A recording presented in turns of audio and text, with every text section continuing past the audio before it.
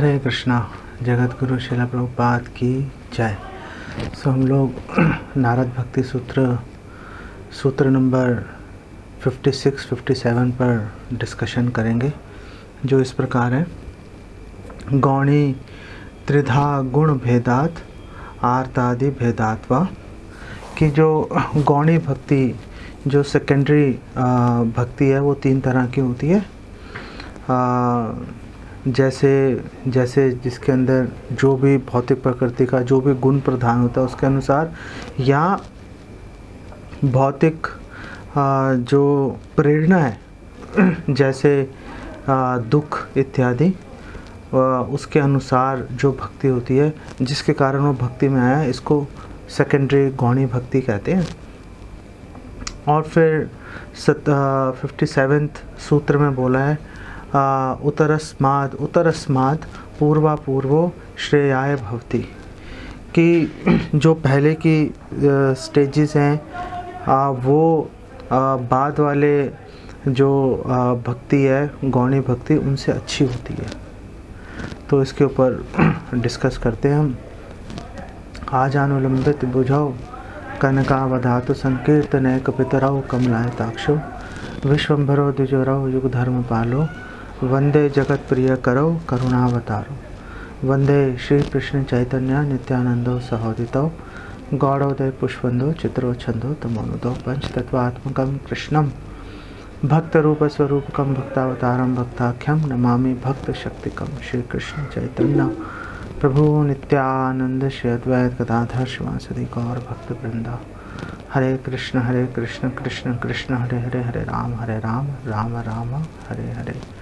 वैराग्य विद्या निज भक्ति योगा शिक्षार्थम एकः पुरुषः पुराणम् श्री कृष्ण चैतन्य शरीर धारे कृपां बुद्धिर्यस्तम अहम प्रपद्ये।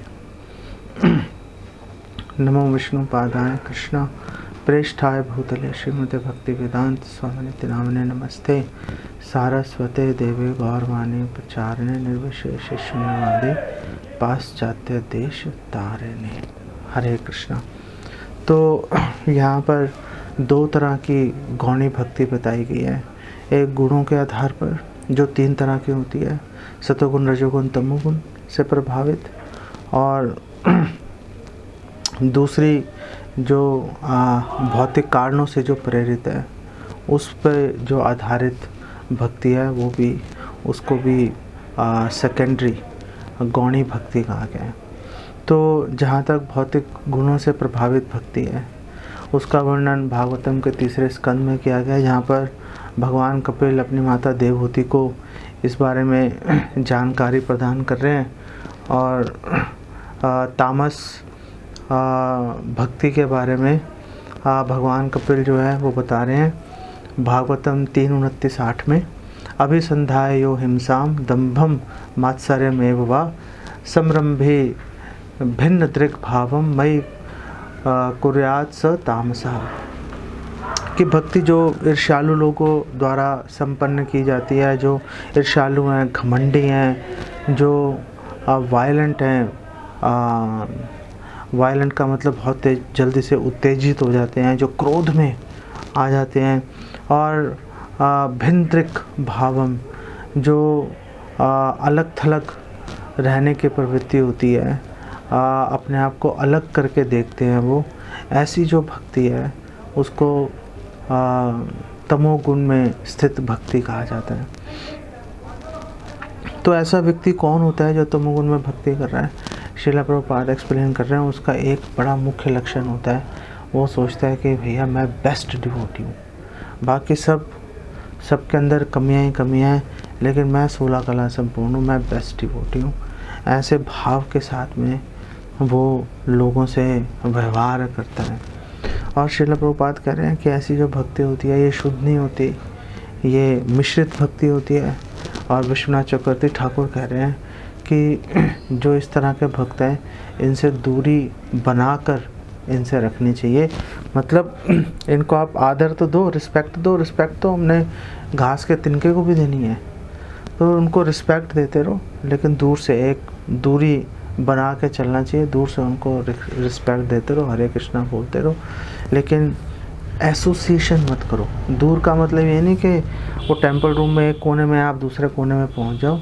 दूरी बनाने का मतलब है कि आप उनसे एसोसिएशन मत लो। एसोसिएशन का मतलब है कि प्रीति लक्षण आप उनके साथ में शेयर मत करो।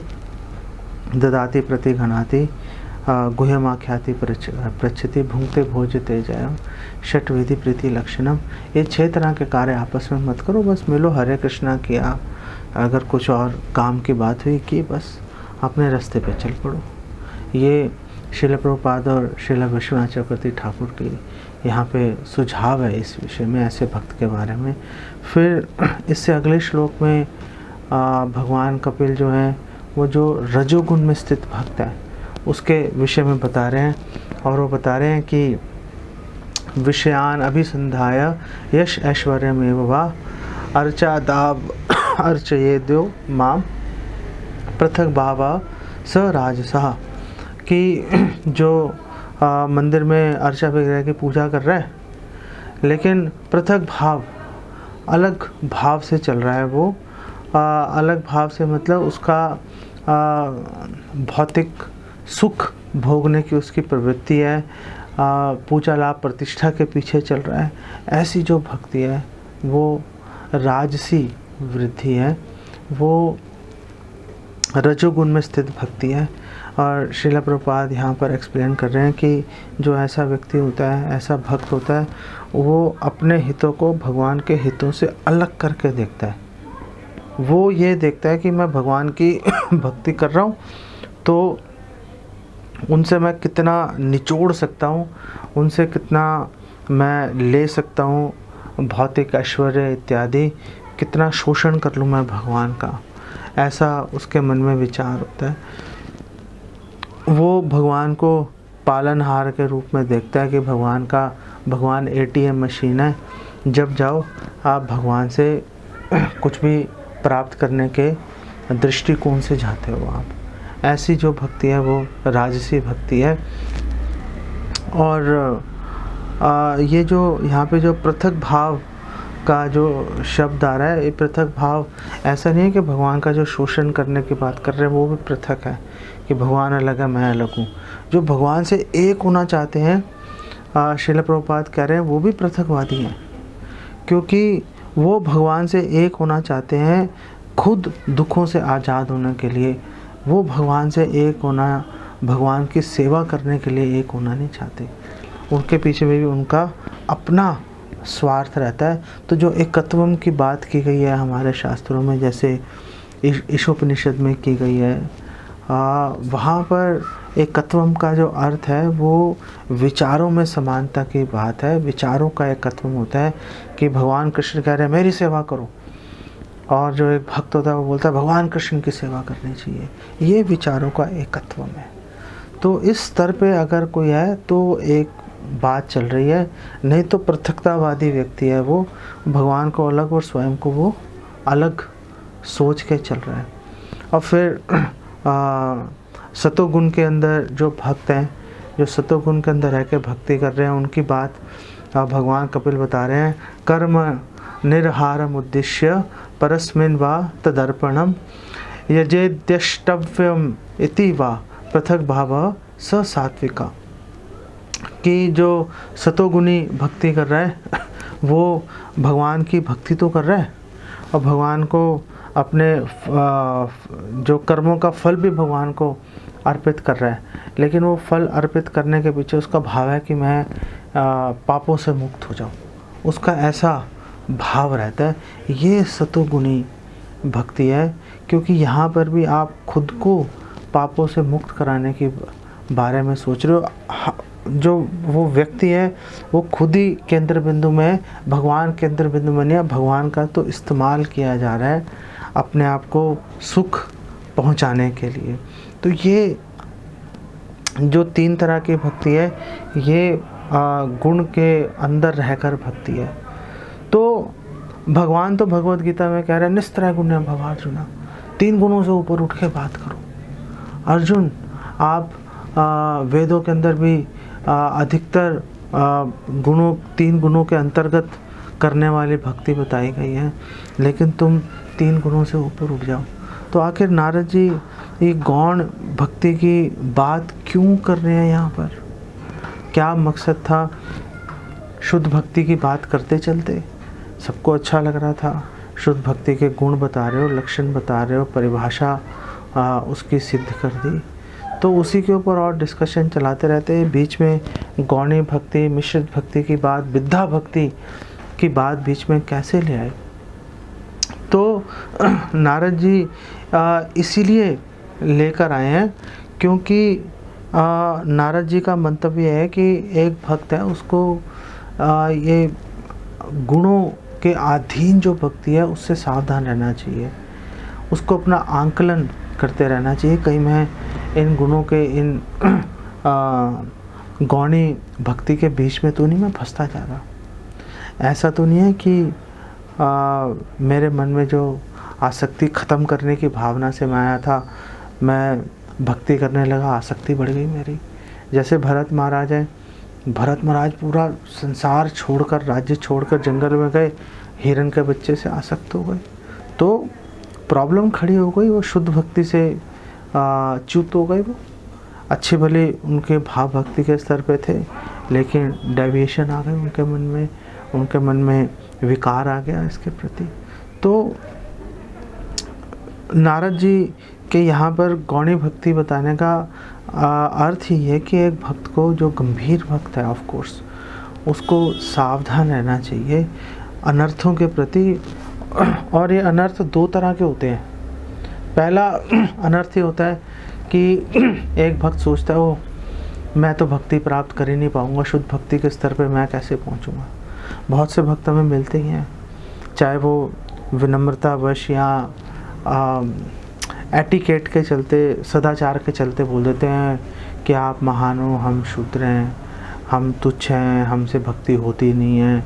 मन में पता नहीं क्या सोच रहे हैं। कोई व्यक्ति, बहुत कम ही ऐसा होता है कि कोई अपने हृदय की बात खोल के रख देता है। कई बार तो ऐसा होता है कि आपको लगता है कि कोई व्यक्ति, कोई भक्त आपके बहुत क्लोज़ है, लेकिन एक्चुअली में बिल्कुल अलग बात चल रही होती है, कुछ और ही बात चल रही होती है।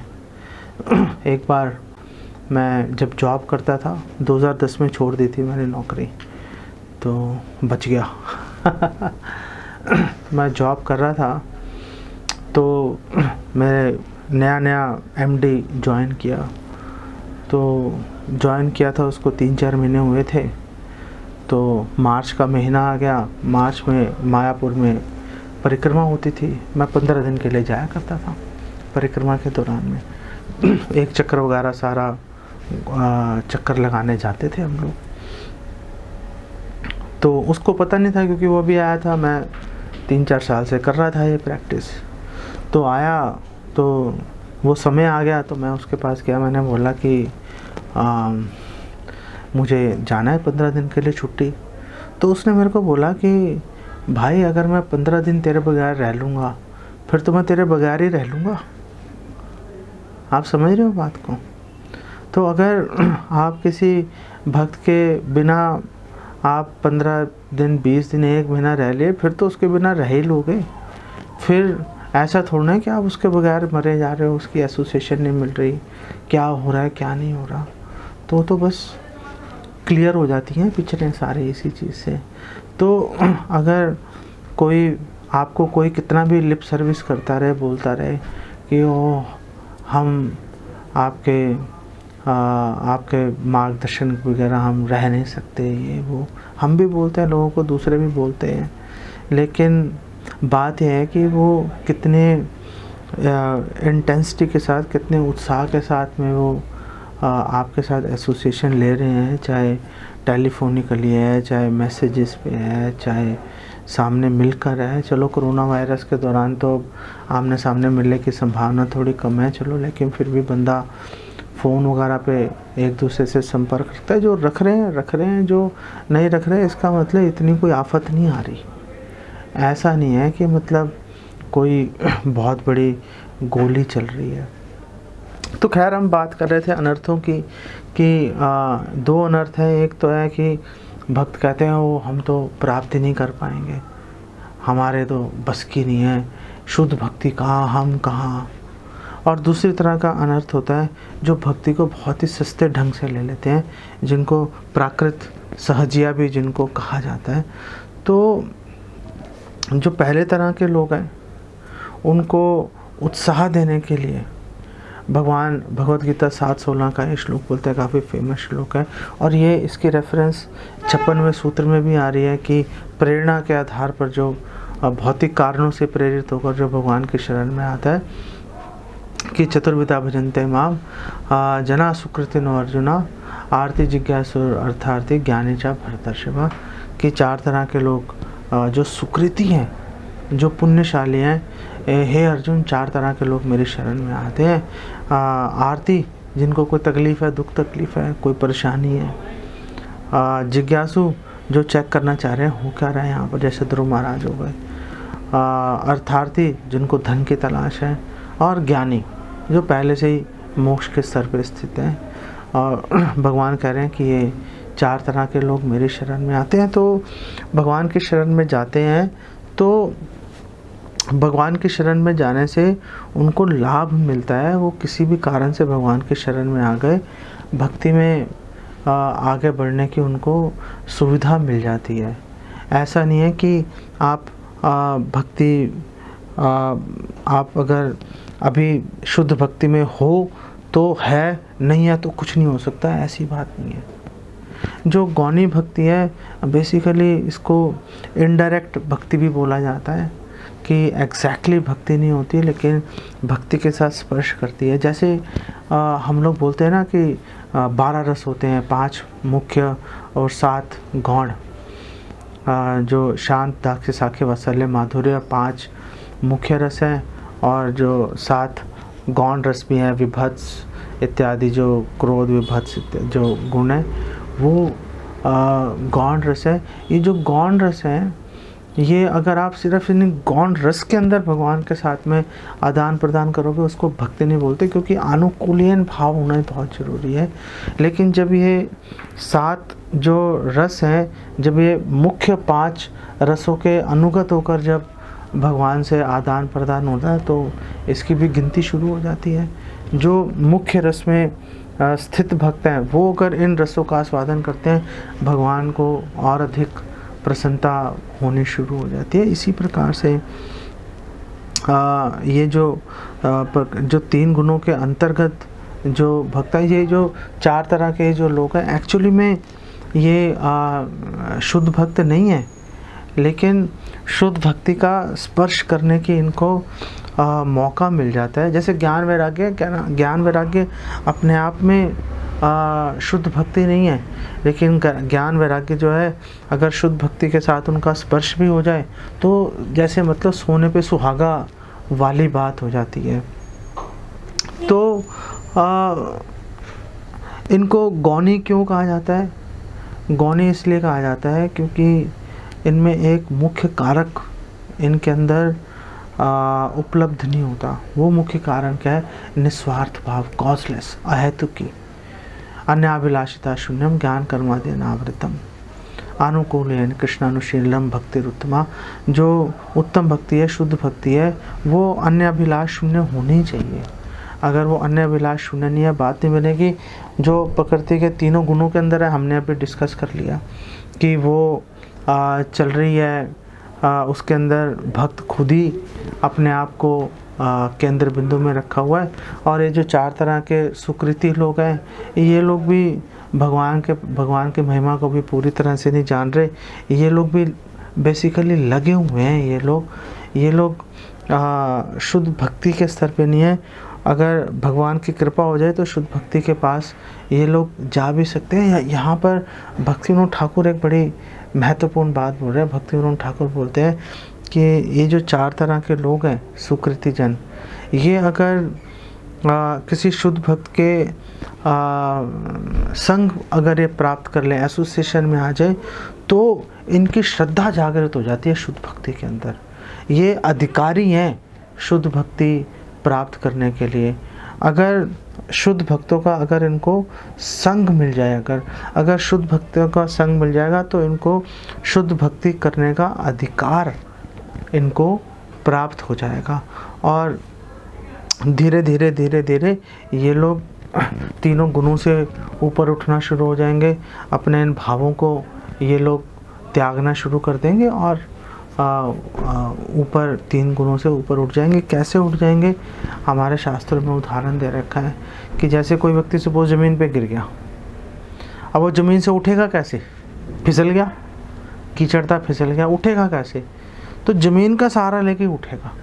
ऐसे ही जो 3 गुणों के अंदर स्थित है वो इन 3 गुणों का सहारा लेके उठेगा। जो तमोगुण में स्थित है वो तमोगुण का सहारा लेके अपने आप को उठेगा, रजोगुण तक आ जाएगा। रजोगुण का सहारा लेके अपने आप को ऊपर उठाएगा, सतोगुण में आ जाएगा। सतोगुण का सहारा लेगा, उठ के शुद्ध सत्व के अंदर स्थित होने की बात करेगा, मुख्य शुद्ध भक्ति की तरफ जाने का प्रयास करेगा। ये तरीका होता है। ये आप कट एंड ड्राई नहीं होता कि बस आज तक मैं बहुत भोगी था, कल सुबह उठूँगा तो शुद्ध भक्ति का काम करना शुरू कर दूँगा। अपवाद ऑफ कोर्स हो सकते हैं, करोड़ों लाखों लोगों में एक आधा, लेकिन जो रूल्स हैं वो साधारणतः ऐसे ही चलते हैं। भगवान कपिल उनको बता रहे हैं कि कैसे इन 3 गुणों से ऊपर उठा जा सकता है। अब भगवान कपिल 14वें श्लोक में 3:29-14 में बोल रहे हैं, स एव भक्ति योगाख्य आत्यंतिक उदाहृतः येनाति व्रज त्रिगुणम मद्भावो भावाय उपपद्यते। कि अगर शुद्ध भक्ति के स्तर पर ऊपर उठ जाएंगे और उसके लिए कुछ कार्य करने पड़ेंगे। ये पूरा जो 29वां अध्याय है ये इसी के ऊपर पूरा डेडिकेटेड है। आप सब भक्त जो है इस तीसरे स्कंद का 29वां अध्याय पढ़िए। इसमें आपको बड़े विस्तार से भगवान कपिल इसके बारे में डिस्कशन कर रहे हैं। वो कह रहे हैं कि शुद्ध भक्ति के प्रभाव से व्यक्ति 3 गुणों से ऊपर उठ जाता है और दिव्य धरातल पर स्थित हो जाता है, भगवान की तरह ही। जैसे भगवान स्थित है, जैसे यहाँ पे बोल रहे हैं ना, मद भावाय उपपद्यते, जैसे मैं ही स्थित हूँ, भगवान कपिल कह रहे हैं। मैं मतलब भगवान कपिल तो ऑफ कोर्स वो आत्म माया हमेशा योग माया में हमेशा अंतरंगा शक्ति में भगवान स्थित रहते हैं। भगवान का कोई आध्यात्मिक भौतिक शक्ति से, दुर्गा देवी से, बहिरंगा शक्ति से भगवान का कोई सरोकार नहीं होता। वो अपना काम अलग से बैठ के अलग करती रहती है। ऐसे जैसे भगवान दिव्य धरातल पर स्थित रहते हैं, ऐसी एक भक्त भी शुद्ध भक्ति का आश्रय लेके 3 गुणों से ऊपर उठ के वो भी उसमें स्थित हो जाता है। उसके लिए उसको बेसिकली प्रयास करना पड़ता है कि गुणीभूत भक्ति से निर्गुण भक्ति तक कैसे आ जाए। उसके लिए उसको मेहनत करनी पड़ेगी। और ये पूरे अध्याय के अंदर पूरा इस बारे में जानकारी दी गई है। और जैसे जैसे भक्त प्रयास करता है वैसे वैसे एक बड़ी अद्भुत घटना घटित हो जाती है। वो अद्भुत घटना क्या घटित होती है?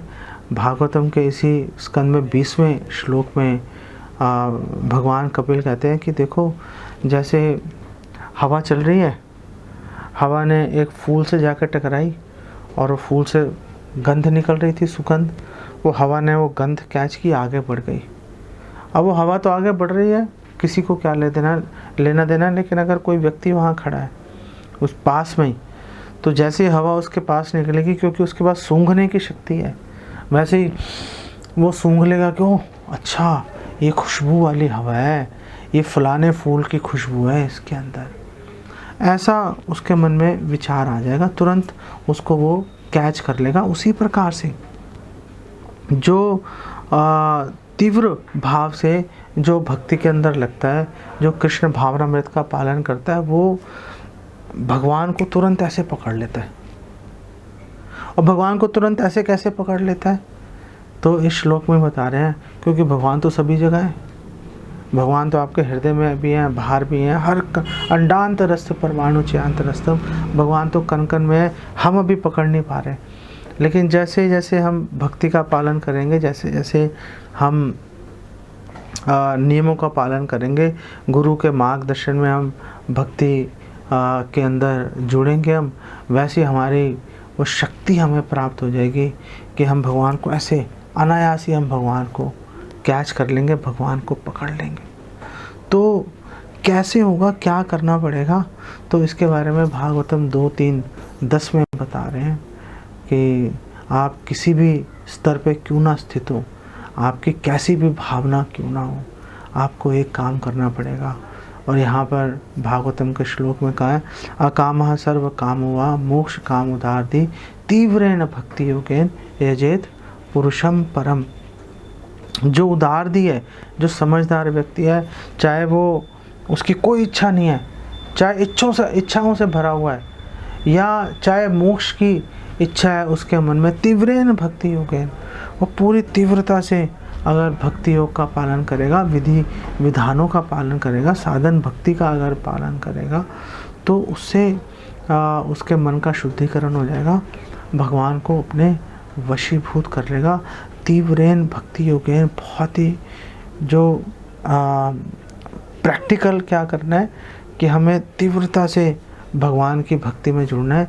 ये अत्यंत महत्वपूर्ण बात है। अगर हम तीव्रता के साथ भगवान की भक्ति में जुड़ेंगे तो हम ऊपर उठ पाएंगे, नहीं तो ऊपर उठ पाना बेसिकली बड़ा मुश्किल होता है। तो ये तीव्रता कैसी होती है, तो श्रील प्रभुपाद एक्सप्लेन कर रहे हैं, ये तीव्रता ऐसी होती है जैसे आप बिना कोई पॉल्यूशन के और बिना आसमान में कोई बादल नहीं है, जून का महीना है और सूरज दोपहर के समय है 2 बजे का, और सूरज पूरी ताकत से चमक रहा है वो, और आप खुले मैदान में खड़े हो, तो जो किरणों का जो वेग है सूर्य की किरणों का, जिसमें कोई भी मिश्रण नहीं है, ना पॉल्यूशन है, ना बादल उसको छान रहे हैं, बिल्कुल जैसे सूर्य की किरण है वैसी आप पे आके पड़ रही है, तो जितनी तीव्रता उसके अंदर होती है उतनी तीव्रता के साथ में हमें भक्ति में जुड़ना पड़ेगा। तो हम प्रकृति के तीनों गुणों से हम ऊपर उठ जाएंगे। ऊपर उठना चाहिए ही हमें। अगर जब तक ऊपर नहीं उठेंगे प्रकृति के 3 गुणों के अंदर, जब तक हम बंधे रहेंगे, तब तक इस संसार में हमें रहना ही पड़ेगा। इस संसार से अगर हम बाहर निकलकर शाश्वत दिव्य सुख की अनुभूति करना चाहते हैं, तो हमें ऐसे भाव में स्थित होना पड़ेगा जो स्वयं भगवान का ही भाव है। जैसे भगवान कभी सुख दुख से विचलित नहीं होते, भगवान पर भौतिक प्रकृति अपना प्रभाव नहीं डाल सकती, हमें भी भौतिक गुणों के उस प्रभाव से मुक्त होना पड़ेगा। लेकिन क्योंकि हम अणु हैं, इसीलिए हमें विभु की आवश्यकता है, और विभु को हम गुहार लगा सकते हैं उनकी सहायता के लिए। वो गुहार लगाने का तरीका है कि हम लोग शास्त्रों के अनुसार कार्य करें, गुरु की शरण लें, 4 नियमों का पालन करने रूपी तपस्या करें, और नियमित रूप से हम लोग हरि नाम का जप करें एक नियमित संख्या में, और किसी न किसी व्यवहारिक सेवा में अवश्य जुड़े हों। अगर व्यवहारिक सेवा में हम नहीं जुड़ेंगे तो प्रॉब्लम है। और व्यवहारिक सेवा में हम कैसे जुड़ेंगे, वो आपको गुरु से, वरिष्ठ भक्तों के मार्गदर्शन में आपको पता चलेगा। आप सोचो मैं खुद ही अपना रास्ता निकाल लूँगा, तो उसके अंदर प्रॉब्लम है। कई उसमें प्रॉब्लम्स आती हैं, वो प्रॉब्लम्स का सामना कोई भी भक्त अकेला कर नहीं पाता। मन में कई शंकाएं आती हैं, उन शंकाओं के निवारण के लिए आपको भक्तों की, वरिष्ठ वैष्णव की मदद की आवश्यकता है ही। आप कुछ नहीं कर सकते, आपको उनके पास जाना ही पड़ेगा। चाहे हंसी खुशी चले जाओ, चाहे रोते पिटते चले जाओ, जब तक आप भक्तों का संग नहीं लोगे, उनसे मार्गदर्शन नहीं लोगे, हमेशा शंकाओं से ग्रसित रहोगे। पता नहीं मैं सही कर भी रहा हूँ, नहीं कर रहा, पता नहीं इसका फल मिलेगा भी नहीं मिलेगा, पता नहीं इसका फल जो मिलेगा दूँ किसको जाके। आपने कर लिया, चलो अच्छा हो गया, अब वो जाके बताऊँ किसको? कोई तो होना चाहिए सुनने वाला आपकी बात। ये सारी चीज़ें जो हैं ये तभी संभव होंगी जब आप किसी वरिष्ठ वैष्णव के मार्गदर्शन में करोगे। उसके लिए अपने ईगो को एक बार साइड पे रखना ही पड़ता है, तो जाकर इन 3 गुणों से ऊपर उठेंगे। अदरवाइज़ बड़ा डिफ़िकल्ट, और डिफ़िकल्ट है इसीलिए तो लाखों भक्त जुटते हैं, लेकिन ऊपर कोई कोई उठ पाता है। तो अगर आप ऊपर उठना चाहते हो तो आपको इस बारे में गंभीरता से विचार करना ही पड़ेगा। इसका कोई विकल्प नहीं है, नहीं है, नहीं है। इसको यहीं पे विराम देता हूँ। जगत गुरु श्रील प्रभुपाद की जय। हरे कृष्णा।